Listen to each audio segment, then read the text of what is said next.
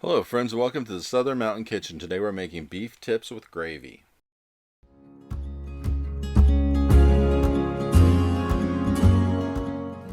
So before we get started, I just want to take a moment to thank so many people that have subscribed and liked the videos and left such great comments. I really appreciate you being here with me, and I hope you stick with me for a while because I have some really great ideas coming up in the future, and I appreciate you hanging around and watching me make videos. So everything you see on my counter is what we're going to need to make the beef tips and gravy. So let's start out in our pan with 2 tablespoons of olive oil and about 2 cups of beef, which is cut up into the size of what you see on my screen here. You basically could use anything from beef tips to stew meat, whatever's the best price and whatever is affordable. Get it in the pan, and then we're going to add a half a teaspoon of salt, a half a teaspoon of pepper, and then a half a teaspoon of garlic powder. And once we get this all in here, we're going to mix this up to make sure that all the seasoning and the olive oil goes all over the beef to actually spread the flavor around, the seasoning around, to make sure everything is seasoned properly. Now this is going to be on medium to high heat, and it's going to start warming up as you go along, and that's good. You just want it to start progressively getting warmer as you're actually mixing this up. And when we get most of the way done, we are going to add a teaspoon of Italian seasoning, a teaspoon of Worcestershire sauce, and a tablespoon of minced garlic. Now, if you're not a fan of garlic, you can dial this back a bit, but I tell you, this does give a great flavor to the beef.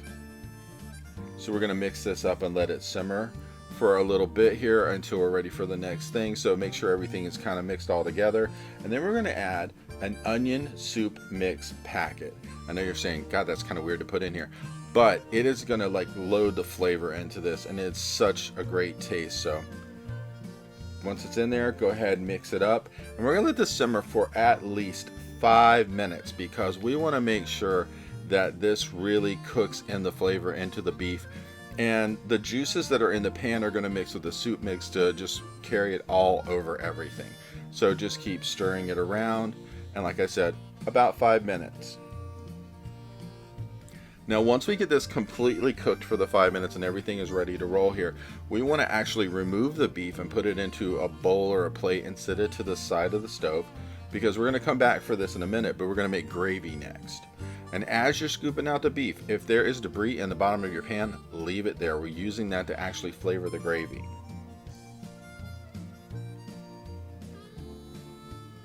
So now that we have everything out, we're going to add like 2.5 tablespoons of butter and then 2 tablespoons of olive oil. And we're going to mix this around until the butter completely melts. This is going to take about a minute because if you pulled yours straight out of the fridge, it's not just going to melt immediately.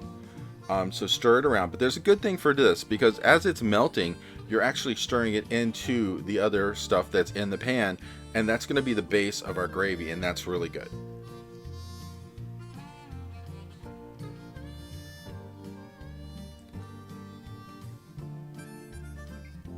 Now once we get this completely melted and we're ready to go for our flour, we're going to use about 3 tablespoons of flour in our pan, because this is actually going to be about the right amount to get the consistency that we want out of the gravy.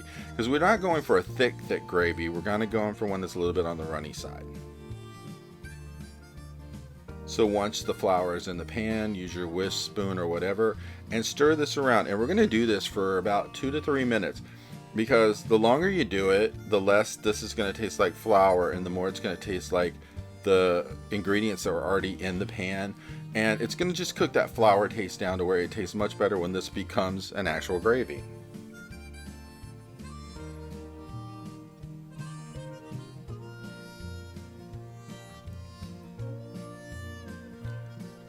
So you need to keep stirring this the whole time through, and then when we're ready for the beef broth to be added to it, we are adding 1 cup to 1.25 cups of a cup of beef broth.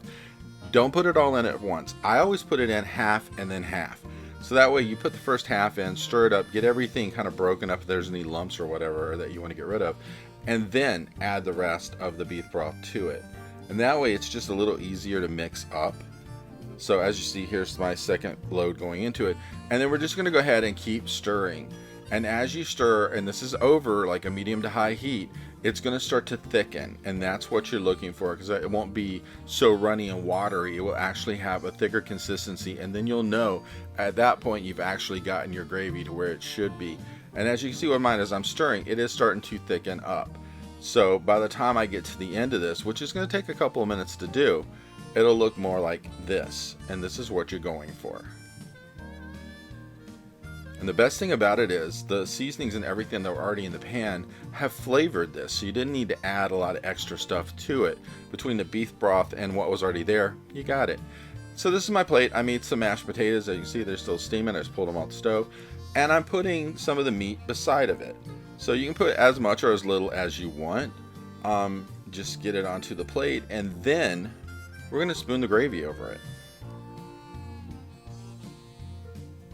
And here's the thing too, you can put as much or as little gravy as you want on this. You can put it over the meat and the potatoes, or you could just do it over the meat, however you would want to do it.